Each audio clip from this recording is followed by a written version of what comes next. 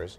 Minnesota DFL is not going as far as to call for his resignation, but they are calling for a thorough ethics investigation. TV newsman Charlie Rose is off the air after accusations of sexual harassment, groping, and lewd conduct.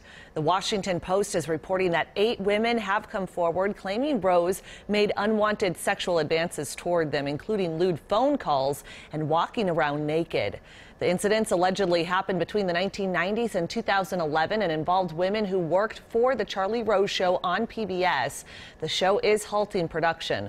Rose is also one of the hosts of CBS This Morning. CBS suspended him pending an investigation.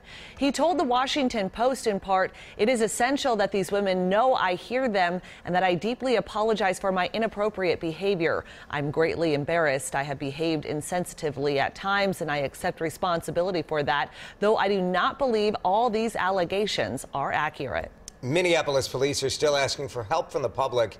They're working to identify a body found in a park. The body was found in Solomon Park on Sunday morning. It's just north of the airport near 58th and Cedar Avenue South.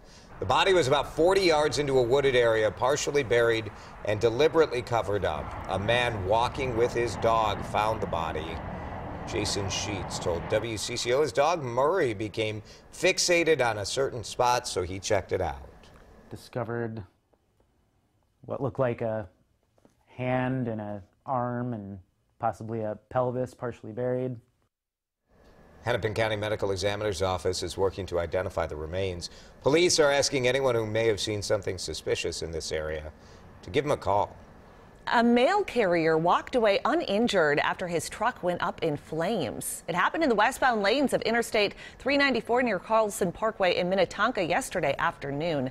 A trooper tried to put the fire out with an extinguisher, but it quickly engulfed the truck. You can see that large plume of black smoke. The firefighters eventually put out the fire and nobody was injured.